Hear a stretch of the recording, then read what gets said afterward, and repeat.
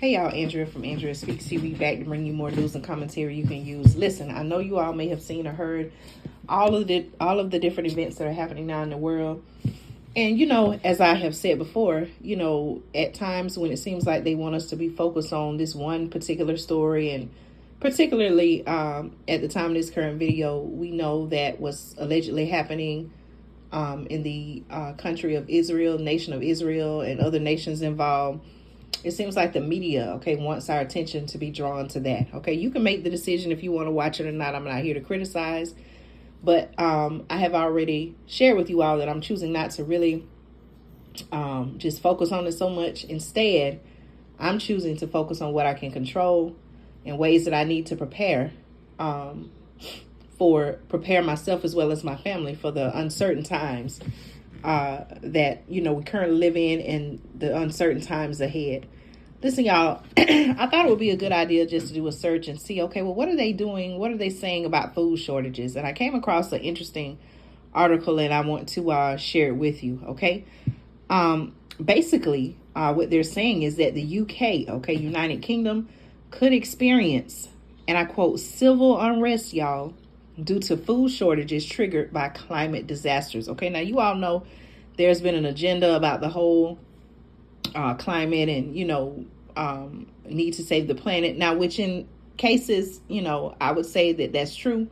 We all need to do our part in, caring for the environment and making sure our environment is safe as possible. But in some ways, I feel they have been going to the extreme with it concerning certain agendas. But y'all, listen, they're saying, experts, according to my sources, are saying that extreme weather events, are the most probable cause of food shortages and subsequent distribution issues. Now, actually, the UK's, according to my sources, the UK's top food security experts believe the country could face, and I quote, civil unrest in the coming decades due to climate-triggered food shortages, according to a new survey.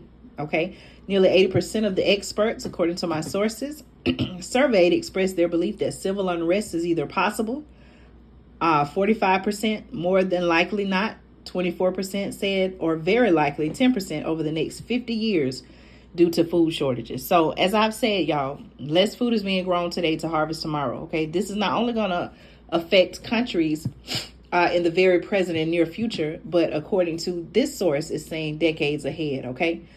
Shortages, listen to what they're saying are shortages, y'all. Shortages of popular carbohydrates such as wheat, bread, pasta, and cereal were identified as the most likely potential triggers for social unrest. Now, what you may say, Andrea, what is social unrest? According to the let's see, y'all, hold on one second, let me give you. All right, so basically they're saying that civil unrest or civil disorder are situations when situations where law enforcement struggle to maintain public order or tranquility. So you know how a lot of times we may mention SHTF, ish hits the fan, complete chaos. That's what we're talking about here. So of course, food is a basic need, a basic need of all humans, all living beings. Listen to this, y'all. Shortages, I'm going to repeat it. Shortages of popular carbohydrates such as wheat, bread, pasta, and cereal were identified, according to my sources, as the most likely potential triggers for social unrest. Now, the research, the article says, published in the journal Sustainability, surveyed 58 of the UK's top food experts from academia, policy, charities, and businesses. Now, we've talked about extreme weather, whether that be hurricanes, tornadoes, extremely high temperatures, triple-digit heat. Even now going into the winter months, we're forecasted to have a very cold winter, depending on, your part of the country, right? But according to my sources, extreme weather events that have increased due to rising average global temperatures, including storm surges, flooding, snow, and drought, were identified as the most probable cause of food shortages and subsequent distribution issues. Now experts have long raised concerns, according to my sources, over the vulnerability of the UK's food supply, with around half the food consumed in Britain being imported. including 80% of fresh fruit, 50% of vegetables, and 20% of beef and poultry. Okay, now a quarter of the food imports are from the Mediterranean alone, according to my sources, which itself has been suffering from droughts, heat waves, and wildfires at record levels in recent years. Okay, so I don't know really much about the agriculture in Britain. It sounds like almost maybe for whatever reason, the land or the climate of that area, they're not able to grow much of their own food.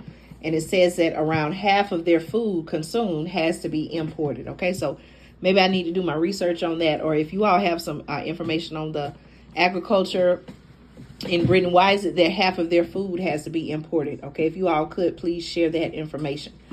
Okay, now the study also highlighted various factors contributing to this vulnerability apart from the worsening climate crisis, including, these are other factors, y'all: ecological collapse, trade restrictions, financial crises, rogue AI. Okay, that's interesting. They mentioned rogue AI, new pandemics, okay, and animal or plant pathogens. All right, did y'all hear those? Okay.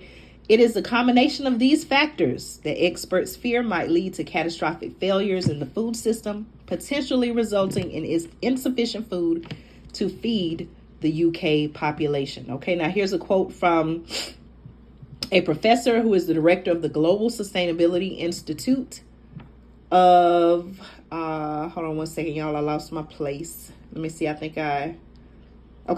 So here's a quote from a professor who is the director of the Global Sustainability Institute of Anglia Ruskin University and lead author of the study, who had this to say, and I quote: "Government agencies and businesses must explore options to increase the resilience of food." Okay. Let me see. Hold on, y'all. I'm having to scroll. Okay. Okay. So let me repeat the quote again. This person was quoted as saying, the government, and I quote, "the government agencies and businesses must explore options to increase the resilience of the food system." Okay. This includes, he went on to say, initiatives such as ecosystem restoration, innovative storage solutions, sustainable farming practices, comprehensive approaches to consumer engagement, as well as addressing food poverty and mitigating the adverse effects of climate change. Okay. They also mentioned that there's a need for a fundamental shift in the way that we approach our food system. The pandemic, Brexit, Brexit, and the ongoing cost of living crises have already exposed the UK to certain vulnerabilities. The food system faces significant challenges. Okay, that was a quote by a professor who is the chair of the Food, Climate, and Society at the University of York. This person was also quoted as saying, "We are witnessing an increasing number of extreme weather events, many of which are driven by climate change." Okay. This person also said, and I quote, "It is entirely possible that in the coming decades, extreme weather events will cause major crop yield failures across multiple bread baskets." And this person concluded by saying, "We need a food system designed not just for optimal efficiency, but also resilience." Okay. As we have talked about before, the year 2023, we've seen extreme high temperatures, some even getting into the triple digits. But the article also mentions that the year 2023 is on track to be the hottest on record for the world. And this summer in the Northern Hemisphere was found to be the hottest ever. Okay, that's according to data from NASA, the UN's World Meteorological Organization, and the EU's Copernicus Climate Change Service. Okay.